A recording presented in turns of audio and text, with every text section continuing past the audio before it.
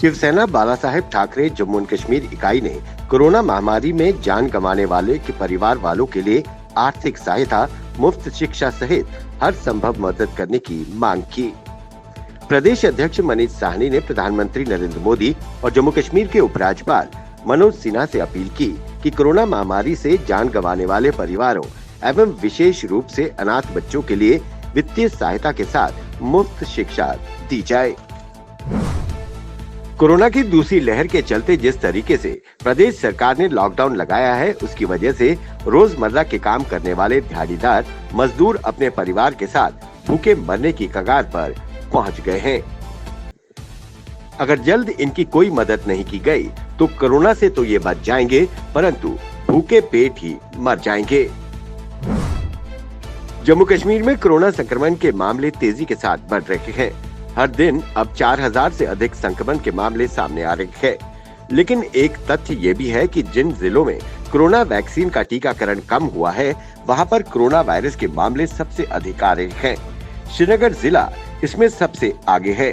इस जिले में कोरोना वैक्सीन सबसे कम हुई है। कोविड मरीजों की लगातार बढ़ रही संख्या के कारण अब सरकारी अस्पताल भी कम पड़ने लगे हैं। हालांकि सरकारी आंकड़ों में मेडिकल कॉलेज जम्मू में कुछ बिस्तर जरूर खाली दिखाए जा रहे हैं, लेकिन जीएमसी में क्षमता से अधिक मरीज भर्ती हैं। वहीं अन्य अस्पतालों में भी मरीजों की संख्या लगातार बढ़ रही है। जीएमसी से मिली जानकारी के अनुसार इस समय सभी बिस्तर मरीजों से भरे पड़े हैं। स्वास्थ्य चिकित्सा विभाग के आंकड़ों के अनुसार मेडिकल कॉलेज में 405 बिस्तरों में से 375 पर मरीज भर्ती हैं।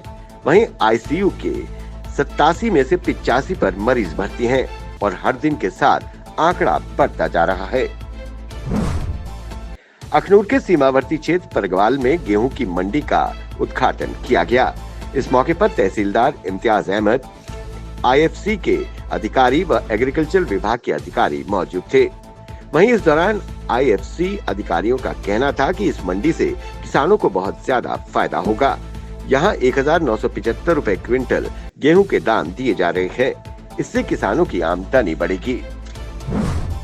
प्रदेश में बढ़ते कोरोना महामारी के आंकड़े चिंता का सबब बनते जा रहे हैं। इसी क्रम में अखनूर के थाना प्रभारी हिलाल हजारा ने सभी इलाकों का दौरा किया और लोगों से अपील की कि इस महामारी को खत्म करने के लिए पुलिस व प्रशासन का सहयोग करें। उन्होंने कहा, लोग अनावश्यक घरों से बाहर ना निकलें। जो भी इलाके अखनूर में माइक्रो कंटेनमेंट जोन घोषित किए गए हैं, वहां आवाजाही पूरी तरह से बंद कर दी गई है। वहीं उन्होंने समाज सेवी संगठनों के साथ मिलकर जरूरतमंद गरीब लोगों की मदद के लिए खाने का भी बंदोबस्त किया। थाना प्रभारी ने लोगों से अपील की कि घर पर रहें, सुरक्षित रहें। महामारी के दौरान कस्बा अखनूर में साफ सफाई राम भरोसे छोड़ दी गई थी। वहीं स्ट्रीट लाइट्स के न जलने से लोगों में काफी रोष देखा जा रहा था। मीडिया में खबर आने के बाद म्युनिसिपल कमेटी हरकत में आई और साफ सफाई और सैनिटाइजेशन का काम शुरू करवाया। इस मौके पर पार्षद व व्यापारी मंडल के प्रधान राकेश मल्होत्रा ने लोगों से अपील की कि वो बिना कारण घरों से बाहर ना निकले। प्रशासन व पुलिस का पूरा सहयोग करें।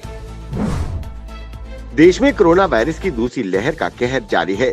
लगातार हालात बद से बदतर होते जा रहे हैं। लगातार बढ़ते मरीजों के चलते देश में ऑक्सीजन के लिए हाहाकार मचा हुआ है। वहीं देश की राजधानी दिल्ली में जारी ऑक्सीजन संकट पर सुप्रीम कोर्ट में सुनवाई हो रही है। सुप्रीम कोर्ट ने तीसरी लहर की खबरों पर चिंता जताई। सुप्रीम कोर्ट ने सरकार से पूछा कि तीसरी लहर में अगर बच्चे संक्रमित हुए तो क्या करेंगे आप? अगर हालात और बिगड़े तो आपके पास कोई इमरजेंसी प्लान है क्या? जस्टिस चंद्रचूड़ ने कोरोना की तीसरी लहर को लेकर चिंता जाहिर की है।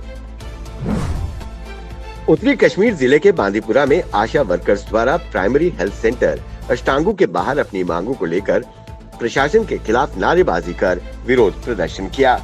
उन्होंने कहा कि आशा वर्कर एनआरएचएम का एक महत्वपूर्ण घटक है और बड़े पैमाने पर समुदाय के लाभ के लिए स्वास्थ्य सेवाओं की बेहतरी के लिए काम कर रही है। उन्होंने कहा कि आशा वर्कर सभी कठिनाइयों का सामना करने के बावजूद निस्वार्थ भाव से काम करती हैं। वहीं उन्होंने कहा कि सरकार को वेतन में बढ़ोतरी करनी चाहिए। 6 घंटे की ड्यूटी, विशेष किट की आपूर्ति और फील्ड में सुरक्षा की आशा वर्करों ने मांग की। देश के 4 राज्यों और एक केंद्र शासित प्रदेश में विधानसभा चुनाव परिणाम आने के कुछ दिनों बाद कांग्रेस के वरिष्ठ नेता और पूर्व केंद्रीय मंत्री कपिल सिब्बल अपनी ही पार्टी पर भड़क गए हैं। सिब्बल ने कांग्रेस पार्टी को नसीहत देते हुए कहा कि पार्टी को बंगाल में एक भी सीट नहीं मिली। असम और केरल में भी पार्टी विफल रही। पुडुचेरी भी कांग्रेस के हाथ से निकल गई। ऐसे में कांग्रेस पार्टी को अपने अंदर झांकना चाहिए। जिला सांबा में बीते दिन शाम 7 बजे से कोरोना कर्फ्यू लग चुका है। इस दौरान विजयपुर में भी बाजार पूरी तरह बंद है। सिर्फ जरूरी वस्तुओं की दुकानें सुबह 6 बजे से 10 बजे तक खुली, बाकी सब बंद रहीं। लोगों ने भी अपने आप को घरों में कैद कर लिया है। इस दौरान सड़कों पर पुलिस मोर्चा संभालते नजर आई। इमरजेंसी सर्विसेज वालों को ही आने जाने की इजाजत दी। पुलिस हर जगह पूछताछ कर ही इजाजत दे रही है। देश में कोरोना महामारी की दूसरी लहर ने आतंक मचा रखा है। वहीं भारत सरकार के प्रधान वैज्ञानिक सलाहकार के विजय राघवन ने कोरोना की तीसरी लहर के लिए तैयार रहने को कहा है। ऐसे में इस संकट की घड़ी में उभरने के लिए रूस अगले 2 दिनों में स्पुतनिक वी के टीकों की 1,50,000 खुराकों की दूसरी खेप भारत को भेज रहा है। दोनों देशों में हुई बातचीत के अनुसार रूस जून तक 50 लाख और जुलाई में 1 करोड़ से अधिक स्पुतनिक वी के टीकों की खुराक भारत भेजने की तैयारी कर रहा है।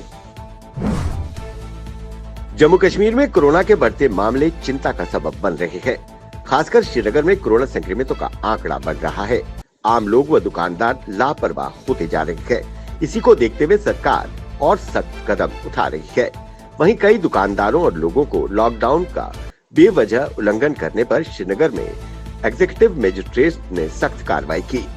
वहीं कुछ लोग और दुकानदारों ने कहा कि हमें खामखा हरास किया जा रहा है। लोगों को समझना होगा, अगर इस महामारी से बचोगे तो ही व्यापार करोगे।